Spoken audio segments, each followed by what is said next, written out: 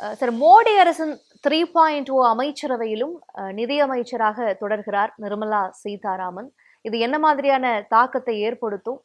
ஒரு எஃபெக்டிவான அமைச்சராக இருந்திருக்கிறார் அப்படிங்கறதுடைய பொருள்பட தான் இப்ப மீண்டும் அந்த அமைச்சர் பொறுப்பு அவருக்கு கிடைச்சிருக்கு அப்படிங்கறத நம்ம புரிஞ்சுக்கலாம்.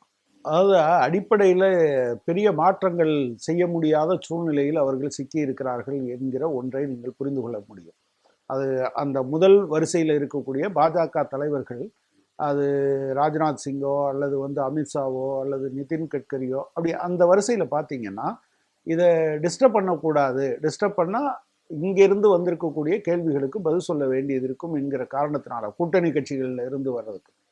அப்புறம் ரெண்டாவது, இவரை விடக்கூடாதுன்னு சொல்லி கார்ப்பரேட் நிறுவனங்கள் கடுமையாக லாபி பண்ணியிருப்பாங்க. அதில் எந்த விதமான சந்தேகமும் இல்லை. நீங்கள் ஒன்று தெரிஞ்சுக்கோங்க, கார்ப்பரேட் டேக்ஸில் 2019 அவங்க 30% இருந்து 22% குறைத்த போது அந்த வருஷத்தில் மட்டும் 1.84 லட்சம் கோடி ரூபாய் அவர்களுக்கு லாபம். இப்போ பார்த்தீங்கன்னா நீங்கள் ஒரு 5-6 வருஷத்தில் கிட்டத்தட்ட 15 லட்சம் கோடி ரூபாய். அப்புறம் அதே போல் நீங்கள் கார்ப்பரேட் வாங்கின லோனை தள்ளுபடி பண்ணுறது இருக்கு இல்லையா, நீங்கள் ஒரு பக்கம் சிறு குறு தொழில்களுடைய லோன்களுக்காக நம்ம இதில் கூட பார்த்தோம்னா, இரவு 1 மணிக்கு கோயம்புத்தூரில் ஒருத்தர் சிறு குறு தொழில் நடத்துகிறவர், லோன் வாங்கினவர் இரவோடு இரவாக வீட்டை விட்டு வெளியேற்றப்பட்டார்கள். ஆனால் அதே சமயத்தில் இந்த காலத்தில் பெரு நிறுவனங்கள் வாங்கிய கடன்களை அதை தள்ளுபடி பண்ணுறதை ரொம்ப சகஜமாக பண்ணாங்க. அது நியாயம் என்று சொன்னார். ஏதோ மோடி அவர்களுக்கு இந்தியாவின் மீது இருக்கக்கூடிய கடுமையான கோபம் இருக்கு இல்லையா, அவங்கள ஒன்று போட்டு பார்த்துறது அப்படிங்கிற முறையிலிருந்து தான் நிர்மலா சீதாராமன் மீண்டும் கொண்டு வரப்பட்டு இருக்கிறார் என்றுதான் பரகலா பிரபாகர் ஒரு விஷயத்தை தொடர்ச்சியாக சொல்லி வருகிறார். அவர் ஒன்று பாலிடிக்ஸ் பேசுகிறாரு, இன்னொன்று எக்கனாமிக்ஸ் பேசியிருக்கார். இந்த எக்கனாமிக்ஸில் அவர் சொல்கிறது, இவங்க நிர்மலா சீதாராமன் போகிற பாதை முழுவதும் தவறான பாதை, அது இந்தியாவில் மிக கடுமையான நிலைமைக்கு கொண்டு போய் சேர்க்கும் என்று. வெறும் 67 வருஷமாக 52 லட்சம் கோடி தான் இந்தியாவினுடைய கடனாக இருந்தது. ஆனால் இந்த 10 ஆண்டு காலத்தில் மட்டும் 155 லட்சம் கோடி அதிகமாக வாங்கி இந்தியாவினுடைய மொத்த கடனை 207 லட்சம் கோடியாக மாற்றி இருக்கிறார்கள். அநேகமாக இந்த காலத்தில் நீங்கள் பார்த்தீங்கன்னு சொன்னால் ஒரு மிகப்பெரிய அளவுக்கு இந்தியாவை ஒரு நெருக்கடியில் கொண்டு வந்து தான் நிறுத்தி இருக்கிறார்.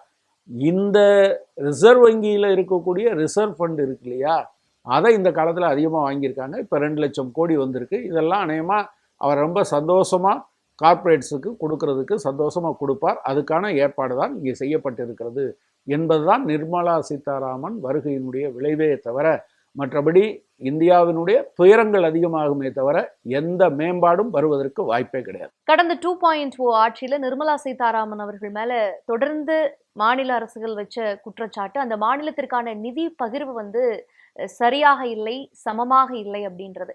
இப்ப அவங்க கூட்டணிக்குள்ளேயே சில மாநிலங்களுடைய பங்களிப்புகள் உள்ள வரதை நம்ம பார்க்கிறோம். இருந்தாலும் இந்த சென்ட்ரல் ஸ்டேட் ரிலேஷன்ஷிப்பினுடைய அந்த பிரச்சனைகள், அந்த சமமில்லாத தன்மை மீண்டும் தொடர்வதற்கான வாய்ப்புகள் இருக்கும் அப்படின்னு ஒரு ஐயம் எழக்கூடிய சூழல் இருக்கா? மாநிலங்களே இருக்கக்கூடாது என்பதுதான் அவங்களுடைய அடிப்படையான நிலைப்பாடு, ஆர்எஸ்எஸோட நிலைப்பாடு. அவங்கள பொறுத்தளவில் என்னன்னு சொன்னால், மாநிலங்கள்னு உருவாக்கணும்னா ஒரு 50 லட்சம் இருந்தால் ஒரு மாநிலம் இருக்கலாம், அதிகபட்சம் 3 கோடி இருக்கலாம். அப்படி 3 கோடி இருந்தால் கூட ஒரே மொழி, தாய்மொழி ஒன்றாக கொண்டவர்கள் இருக்கக்கூடாது, அதை கலப்பு மொழிகள் உள்ளதாக மாற்ற வேண்டும் என்றெல்லாம் அவங்க வச்சுருக்காங்க. எனவே மாநிலங்களுடைய உரிமையை எந்த காலத்திலையும் மதிக்க மாட்டாங்க. பேரிடர் காலங்களில் உதவி செய்வதில் பெரிய பாரபட்சம் இருக்கிறத நம்ம பார்க்குறோம். அவங்க இந்த காலத்தில் நீங்கள் ஒரு பேச்சுக்காக கூட, நீங்கள் இப்போ சில பேர் கூட தமிழ்நாட்டுக்காரங்க வந்திருக்காங்க அப்படின்லாம் சொல்லுவாங்க, ஒரு பேச்சுக்காக கூட நீங்கள் உங்களுக்கு உதவி செய்கிறேன்னு அந்த அம்மா சொல்லவே இல்லை. பேரிடரின் போது, சென்னை வெள்ளத்தின் போதும் அல்லது தென் மாவட்ட வெள்ளத்தின் போதும் அவங்க என்ன சொன்னாங்கன்னா, எல்லாரும் ஹிந்தியில் சொன்னதை அல்லது இங்கிலீஷில் சொன்னதை இவங்க தமிழில் சொல்லி உங்களுக்கு இல்லைன்னு சொல்லிட்டு போனாங்க. எனவே மாநிலங்களுடைய உரிமை என்பதை பொறுத்தளவில் ஒரு நியாயத்தின் அடிப்படையிலையோ சட்டத்தின் அடிப்படையிலையோ செய்வதற்கு முன்வராதவர். எனவே அடிப்படையில் மாநிலங்களுடைய உரிமை போராடித்தான் பெற வேண்டியது இருக்குமே தவிர, நீங்கள் ஒருவேளை நிதிஷ்குமாரும் டிடிபியும் இருக்கிறதுனால ஏதாவது மாற்றம் நிகழலாமே தவிர, அடிப்படையில் அவர்களுடைய குணம் மாநிலம் என்கிற அந்த கருத்துருவாக்கத்துக்கே எதிரானது என்பதை தான் சொல்ல வேண்டும். உடனுக்குடன் செய்திகளை தெரிந்து கொள்ள சன் நியூஸ் பெல் ஐகானை கிளிக் பண்ணுங்க.